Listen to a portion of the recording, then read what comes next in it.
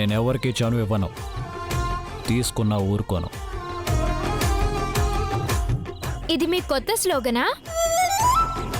ఏగను? Slogan. ఇంతకు ముందు నేను తప్పు చేసే వాళ్ళని క్షమించను అనేవారు కదా. ఈ చనువు స్లోగన్ కొత్తగా వినిపిస్తేను. మీ వాళ్ళు ఉన్నారు, ఓవర్ యాక్షన్ చేసి తిట్లు దనుకో. అర్థమైందా?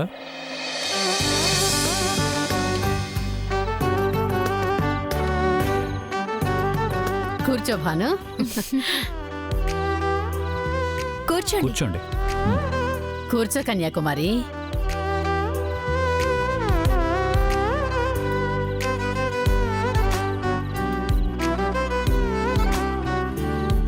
అక్క, నేను నీకు వడ్డిస్తాను. వద్దు, నువ్వంత కష్టపడొద్దు. నాకెంత కావాలో అంత నేను వడ్డించుకోగలను.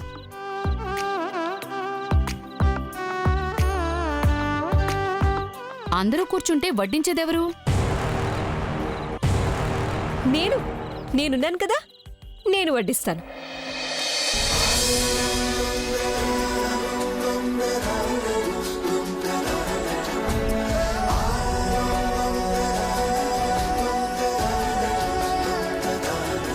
తినండి జయమ్మ. ఆ. చాలు చాలు, అంతా ఒకేసారి వడ్డించుకుంటే తినాలనిపించదు.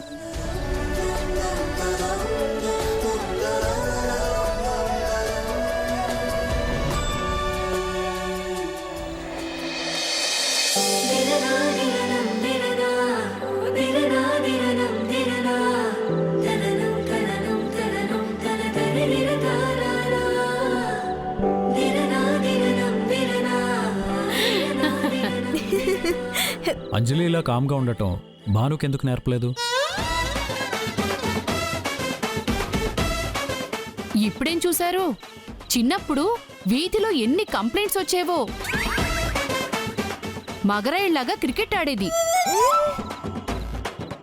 రోజుకో ఇంటికిట్టికి అద్దం పగిలిపోయేది.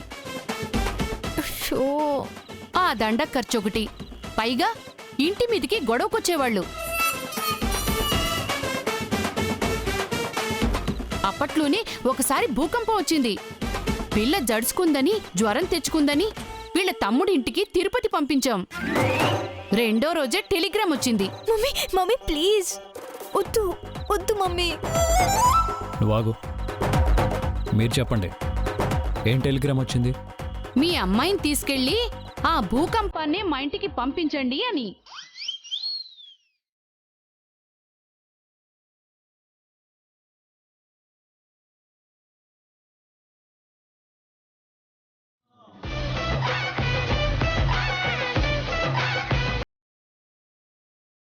మమ్మీ,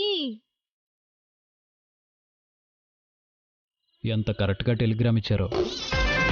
పాపం ఒక్కరోజు కూడా భరించలేకపోయారు అన్నమాట. Same feeling.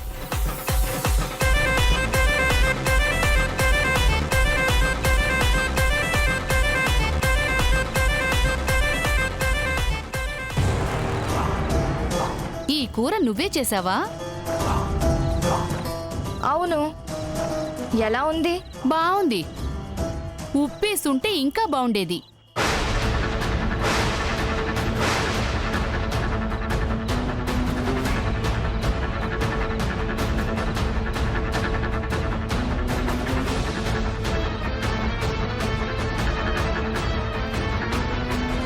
ఈ రసం కూడా నువ్వే చేసుంటావు.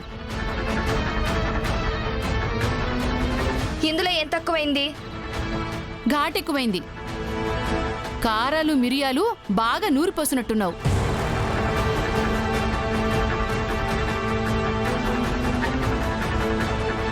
నువ్వు మాట్లాడకుండా తింటావా?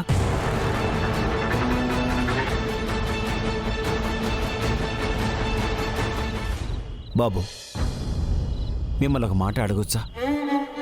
అయ్యో భలేవారే, చెప్పండి. పెళ్ళయ్యాక మీరు జంటగా ఎప్పుడూ రాలేదు మా ఇంటికి.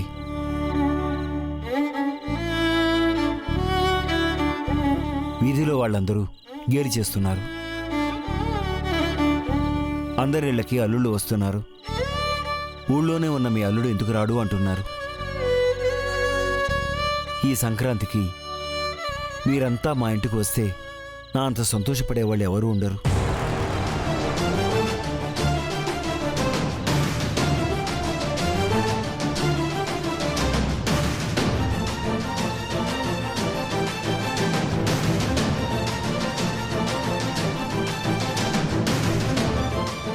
ఇప్పుడే నా ప్రోగ్రాం చెప్పలేను.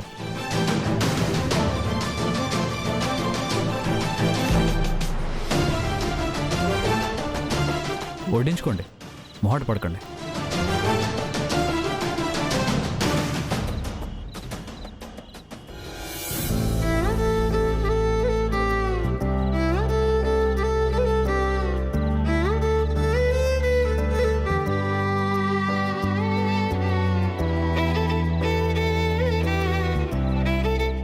చాలా సంతోషం. ఆడపిల్ల తండ్రిగా ఆవేశపడినా పెద్దరికంతో నా బిడ్డని మళ్ళీ మీ పిల్ల అనిపించుకున్నారు. ఆడపిల్ల అత్తింట్లో ఉంటేనే అందం. భాను గురించి మీరేమీ దిగులు పడకండి, నా బిడ్డలాగే చూసుకుంటాను. అల్లుడు గారిని పండక్కి రమ్మంటే సరిగ్గా జవాబు చెప్పలేదు. రావడం ఇష్టం లేదేమో. భాను తీసుకొని తప్పకుండా వస్తాడు. నేను మాటిస్తున్నాను.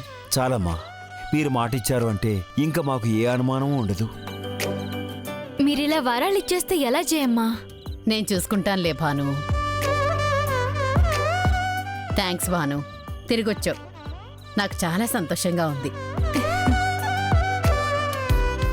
తెలివిగా సమస్యను కూడా పరిష్కారం చేసావు, అది ఇంకా నచ్చింది.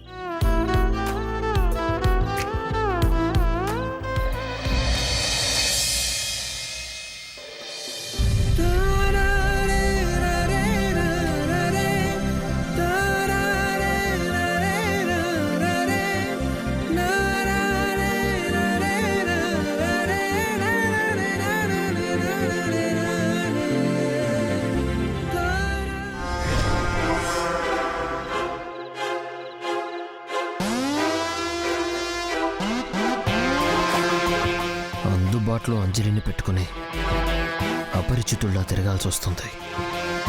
ఆ భాను నన్ను ప్రతిక్షణం వాచ్ చేస్తూనే ఉంది. లేదంటే ఈ పాటికి సింధు నిద్రలోనే పోయేది, అంజలి పూర్తిగా నా సొంతమయ్యేది.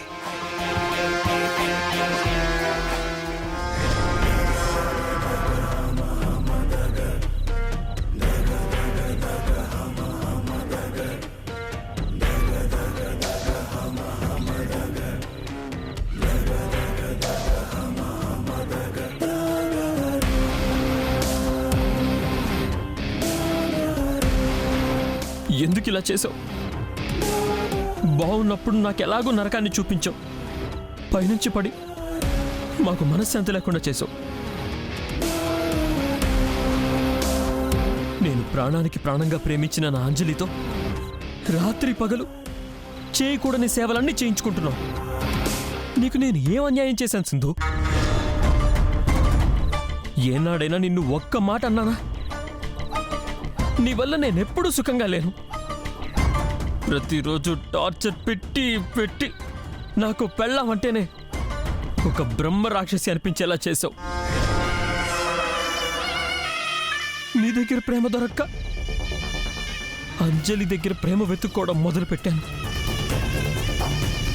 ఇప్పుడు చూడు, అందరూ పండక్కి విలేజ్కి వెళ్తున్నారు. ఎవరి సుఖం సంతోషం వాళ్ళు చూసుకుంటున్నారు.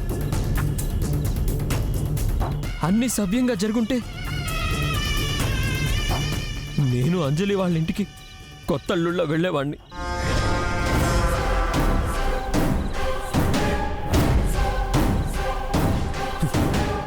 ఇప్పుడు నీ మనసు హాయిగా ఉందా? నీ ప్రాణం చల్లబడిందా? హాయిగా రెస్ట్ తీసుకో. నా అంజలి చేత సేవలు చేయించుకో.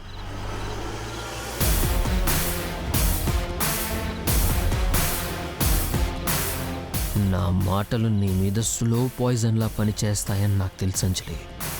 ఏదో ఒక రోజు సింధుని చంపేద్దామన్నా సరే అనే స్టేజ్కి తీసుకొస్తాను.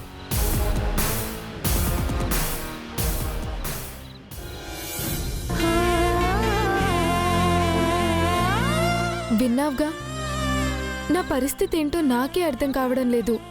ఎటో తేల్చుకోలేకపోతున్నాను. ఈ కన్ఫ్యూజన్ నుంచి నువ్వే నన్ను బయటపడేయాలి. నువ్వు స్పృహలోకొచ్చి చెప్పే సమాధానం మీదే నా జీవితం ఆధారపడింది.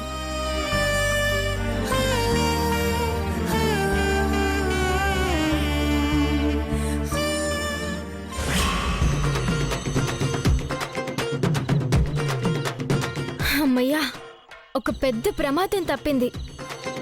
ఈ ఫ్యామిలీ నన్ను గెంటేయకుండా, మా ఫ్యామిలీ నన్ను వెనక్కి లాక్కుపోకుండా బుర్ర, మెదడు, బ్రెయిన్ అన్నీ కలిపి వాడి ప్రాబ్లం సాల్వ్ చేశాను. ఇక అసలు ప్రాబ్లం ముందుంది. నా విషయంలో ఏజీ మోసం చేసి పెళ్లి చేసుకోలేదని క్లియర్ అయింది. నా విషయంలో తప్పు చేయనివాడు ప్రవళిక విషయంలో కూడా తప్పు చేసుండడు. అంజలి సమస్య ఇంకా అలాగే ఉంది. ప్రవళిక మర్డర్ గురించి తెలుసుకోవాల్సింది. ఇలా అష్టదిగ్బంధనం అయిపోయానేంటి?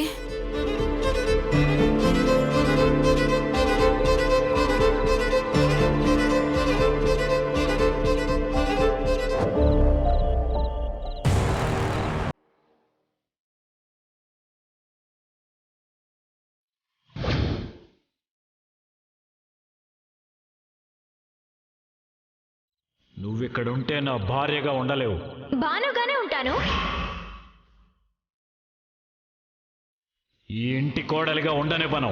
అప్పుడు కూడా నేనుగానే ఉంటాను.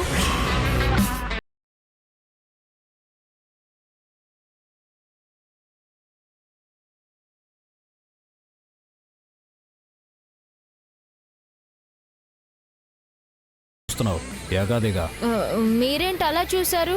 దిగాయాగా. నీ వాలకం చూస్తుంటే మళ్ళీ ఏదో తద్దినం తల మీదకి తెచ్చిపెట్టుకున్నావు అనిపిస్తుంది. మళ్ళీ ఏం చేసావు? మళ్ళీ ఏదో చేయడం కాదు. ఇంతకు ముందు కూడా నేనేది చేయలేదు. అన్నీ అవే జరిగిపోతూ ఉంటాయి. అన్నీ అలాగే ఉంటాయి. నువ్వే ఇడితట్టు అడిదిట్టు జరుపుతూ ఉంటావు. నేనేం చేశాను? పౌరాణిక సినిమాల్లో లాగా ఇటు నుంచి ఒక నిప్పుల బాణం, అటు నుంచి ఒక నిప్పుల బాణం దూసుకొచ్చినట్టు రెండు ఫ్యామిలీలు దూసుకొస్తే నేనే నా తెలివిని వాడి నీళ్లు చల్లినట్టు గిఫ్ట్లు చల్లి కూల్ చేశాను. కూల్ చేసావో ఫూల్ చేసావో నాకెందుకు? మళ్ళీ ఇంకే గొడవ తలకెత్తుకోకు. మమ్మల్ని హైరాణ పెట్టుకో. మాకదే పని మరి.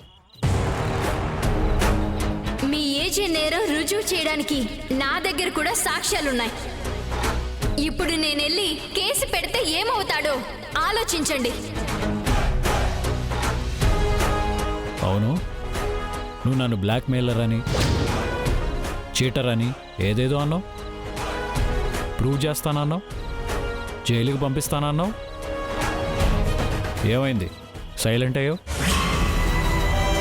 ఎవరా ఏజే? ఇదంతా నేనే చేశాను. నేను మాత్రమే చేశాను. నేను ఒక్కడే చేశాను. అంటే మరి పోనీలే, జయమ్మ మోహం చూసి హిట్లర్ని క్షమించేద్దామా అని ఓ ఆలోచన వచ్చింది. నాలో కూడా ఓ నిప్పుల బాణం, ఓ నీళ్ల బాణం డాష్ ఇచ్చుకుంటున్నాయి. నా నమ్మకానికి, నమ్మకమైన మోసానికి మధ్య యుద్ధం జరుగుతుంది. అలా తప్పించుకుని తిష్ట వేద్దాం అనుకుంటున్నావేమో. అదేం కుదరదు. నేను నిన్ను మోసం చేసి పెళ్లి చేసుకున్నట్టు నిరూపించాలి. లేదంటే నీ తప్పు ఒప్పుకొని మీ ఇంటికి వెళ్ళిపోవాలి. ఈ రెండే ఆప్షన్స్. లైఫ్ లైన్లేమీ లేవా? లైఫ్ లైన్ లేదు, డెడ్ లైనే ఉంది. Audience poll? ఇక్కడ no audience, one man army. అంతేలేండి, అంతే. ఈ హిట్లర్ పరిపాలనలో రాక్షసత్వం, నియంతృత్వం తప్ప దాతృత్వం, మానవత్వం ఉంటాయని ఆశించడం నాదే పొరపాటు. ఆడుకునే బంతి నాటితే బంతిపూల చెట్టు మొలుస్తుందా? కిటికీ గ్రిల్స్ ని గోటితో మీటితే వీణనాదం వినిపిస్తుందా? బావి తవ్వకముందే చేంతాడు పట్టుకుని బయలుదేరినట్టు సాలెగూడు అల్లిన దారం పట్టుకుని కొండెక్కాలంటే కుదురుతుందా? ఏయ్ ఆపో, ఒకదానికి ఒకటి సంబంధం ఉందా? ఈ మెంటల్ స్టేట్మెంట్లేంటి? ఎక్కడ వినలేదు. మీరెక్కడ వినుండరు. ఈ సెంటెన్స్ల పేటెంట్ రైట్స్ నాకే ఉన్నాయి. ఇంకాసేపు నీతో మాట్లాడితే టైం మెషిన్ ఎక్కి మగధ సామ్రాజ్యంలోకి వెళ్ళిపోయేలా ఉన్నాను. వెళ్ళే.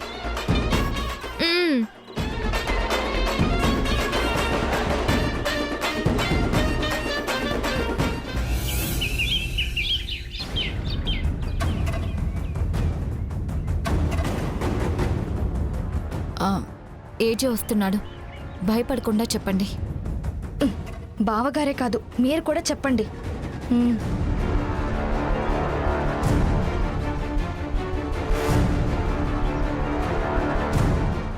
మీకు ముఖ్యమైన విషయం చెప్పాలని పిలిచాను.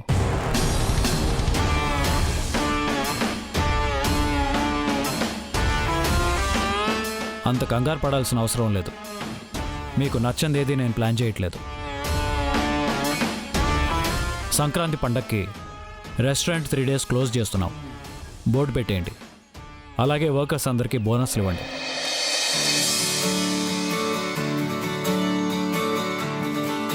థ్యాంక్స్ ఏజే, మాకు కాస్త రిలీఫ్గా ఉంటుంది. ముందు బోనస్లు ఇచ్చే పనిలో ఉండండి.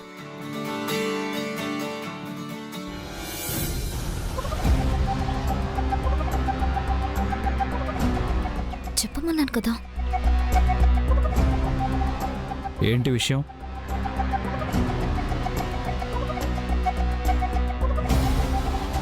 నువ్వు చెప్పు దక్ష. ఏం లేదేజే, ఈ సంక్రాంతికి మనమందరం కలిసి మన విలేజ్కి వెళ్ళి పండగ చేసుకుందామని.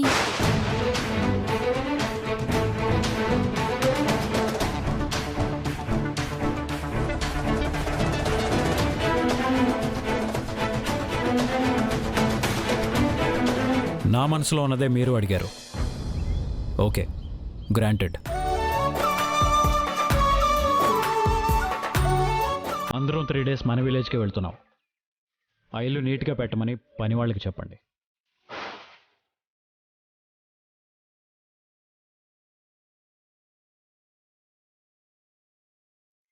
అదెలా కుదురుతుంది?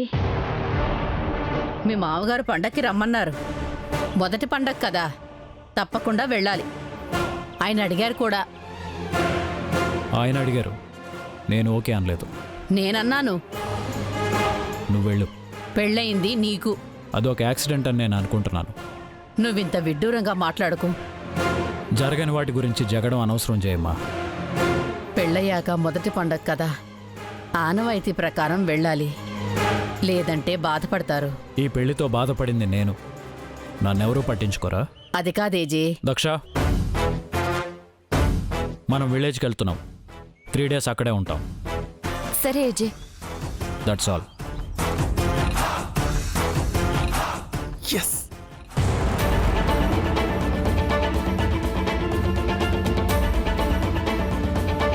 భాను వాళ్ళ నాన్నకి నేను మాటిచ్చాను. ఇప్పుడేం చెప్పాలి?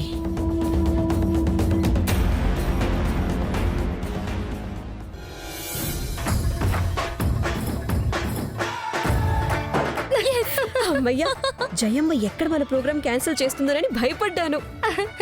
ఈసారి ఏజే జయమ్మ మాటని కూడా లక్ష్య పెట్టలేదంటే మనం ఖచ్చితంగా విలేజ్కే వెళ్తాము.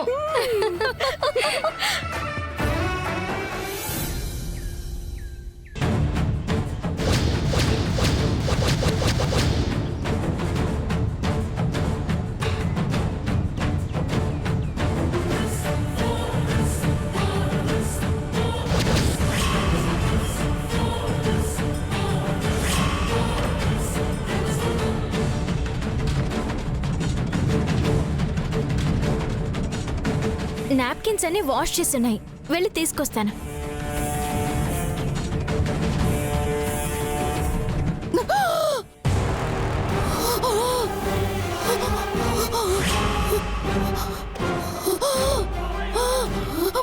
సింధు,